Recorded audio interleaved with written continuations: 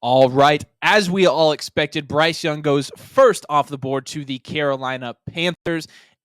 Let's break this down. Obviously, a first pick to what should be a very crazy NFL draft, but Bryce Young in Carolina with Frank Reich. Tell me what you think of the landing spot, and tell me what you think of his extreme lack of weapons, to be quite honest with you. It's pretty disgusting over there in Carolina, but him going 101 and the Panthers giving up what they gave up to go and get him at the first overall pick says a lot about him and his ability in the NFL and what they think he can do. I think that means they believe that Bryce Young is going to be able to transcend the situation in Carolina. They're going to be depleted for a year or two, and I don't think they believe that's going to affect his development because they wouldn't have done this and given up what they had given up if they thought that was going to be an issue. So from a fantasy football perspective, do I think this is going to impact him severely? No. Do I think it'll impact him a little bit?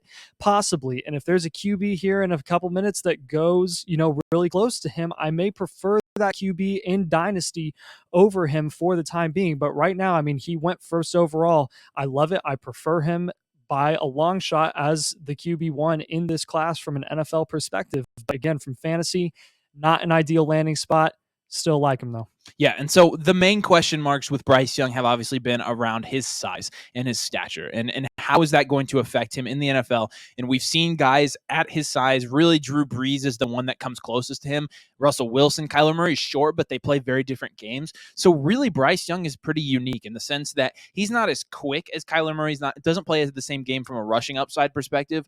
But Bryce Young has very good awareness. He does all of the intangibles extremely well. And that's why you saw him go first overall to the Carolina Panthers, obviously. In terms of the stature and the height questions, I'm not too particularly worried about that. We've seen very good shorter quarterbacks overcome that in the NFL, and I think from a fantasy perspective, it's not going to have any difference. Now, obviously, when we're talking about fantasy, everything from a quarterback perspective could change here in the next couple of minutes as we see how these other picks unfold. But talk to me a little bit about what you're going to see from him and what you want to see from him from a fantasy perspective.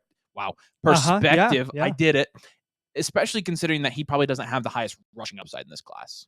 Yeah, we've seen just over the last 2 years, we've had a lot of rookie quarterbacks coming out. Kenny Pickett last year giving 13 points per game. Trevor Lawrence, Mac Jones, Justin Fields, all of those in 2021, really not giving you the prettiest of fantasy numbers.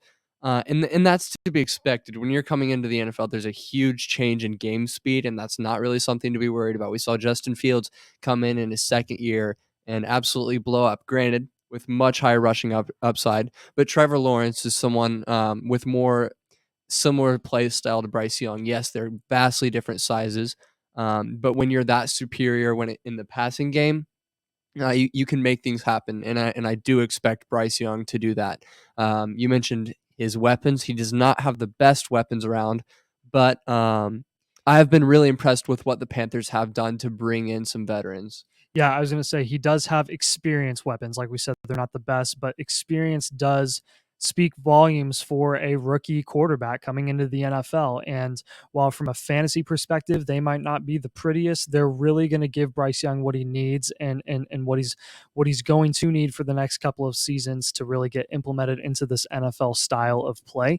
And that honestly could help. That really could help DJ Chark and Adam Thielen, where they could become very I could even say reliable flex options in fantasy, and they'd definitely be worth a dart throw in later rounds if you're heading into a dynasty startup. Adam Thielen always has been. He always right. It's not like he fell even last year before he got injured. And he's on a deal now. He was fine. Yep. He was absolutely fine. And like you said, he's on a deal.